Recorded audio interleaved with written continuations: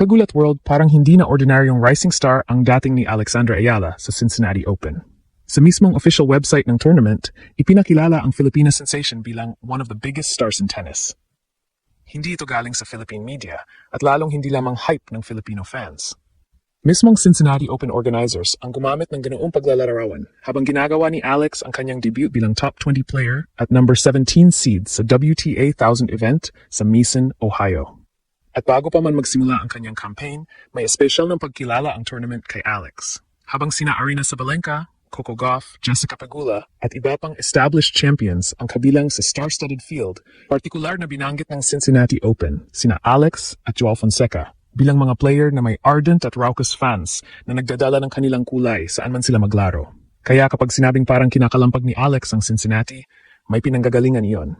Hindi natin pwedeng ideklara bilang objective fact na siya na ang pinakasikat at talagang mas sikat overall kina Sabalenka at Pegula dahil walang official popularity ranking ang WTA.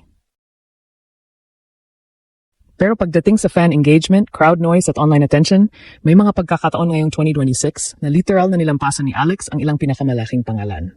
Sa Australian Open halimbawa, iniulat ng BBC na umabot sa 171,000 views ang pre-tournament press conference ni Alex kumpara sa 29,000 kay Coco Gauff at 9,000 kay Sabalenka. At ngayon sa Ohio, kitang-kita na ang Ayala Mania ay hindi na lang Philippine phenomenon. Kung titignan ang Cincinnati Open field ngayong 2026, napakabigat ng mga pangalan.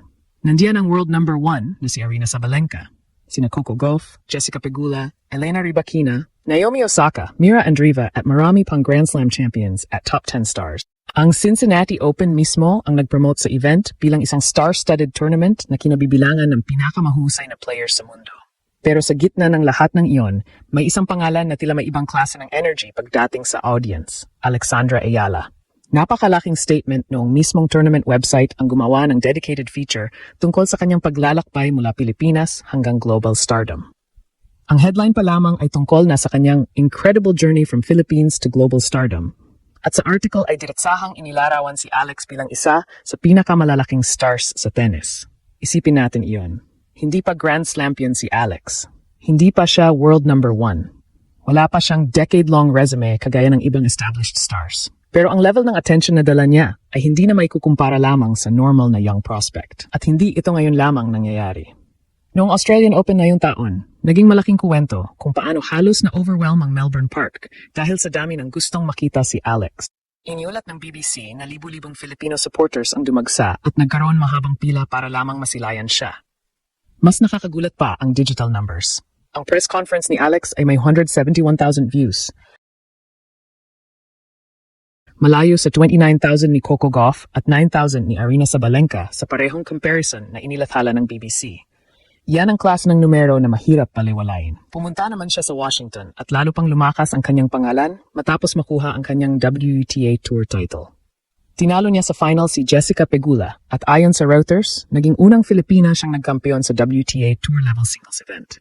Malakas din ang presensya ng Filipino supporters sa championship match. At may napagandang detalye rito. Si Pegula mismo, isang American star na naglalaro sa sariling bansa, ay nagsalita tungkol sa atmosphere. Sa Washington Post report, sinabi niyang napakalakas ng crowd at maganda ang turnout, habang malaking bahagi ng mga dumalo ay buong lakas na sumusuporta kay Alex. Imagine, isang American top player laban sa Pilipinas sa United States, pero hindi automatic na home court advantage ang naririnig. Yan ang Alex Ayala effect. Pagdating naman sa Toronto bago Cincinnati, muli itong nakita.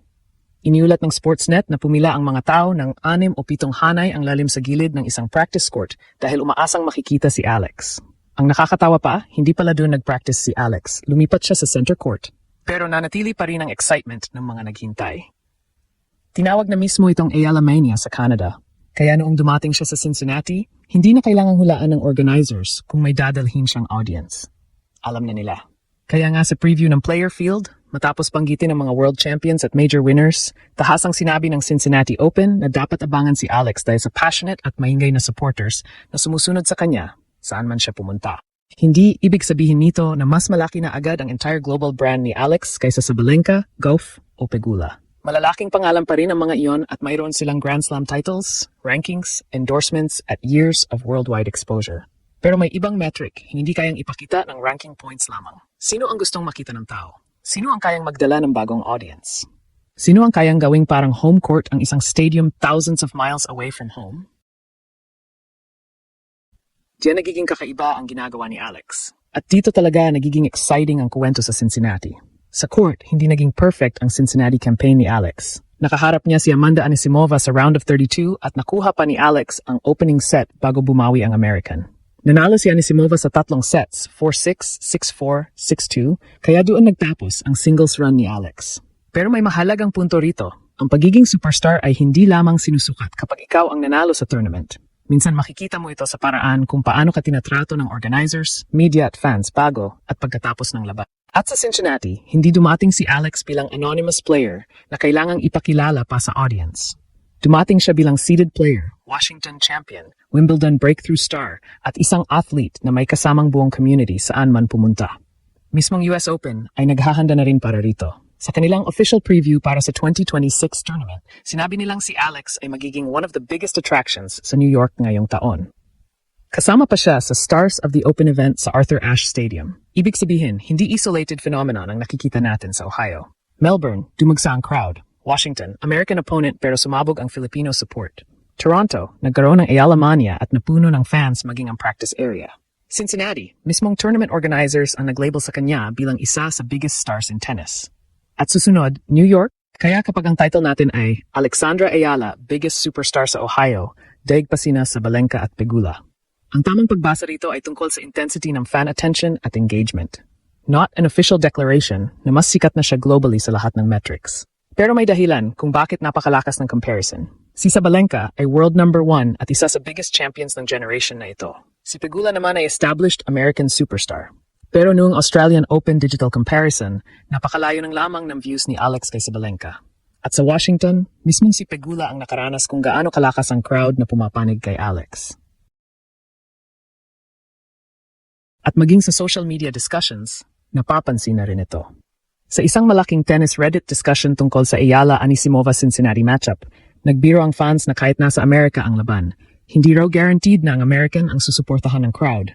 At ikinumpara nila ito sa nangyari kay Pegula laban kay Alex sa Washington. Community reaction lamang iyon at hindi official statistic. Pero ipinapakita kung gaano nakalakas ang reputation ng Ayala fanbase sa international tennis community. May isa pang mas malaking perspective. Ang Cincinnati Open ay hindi maliit na tournament. Noong 2025, nakapagtala ito ng 285,571 attendees, habang ang tournament social media content ay nakakuha ng mahigit 401 million views at 27.6 million interactions.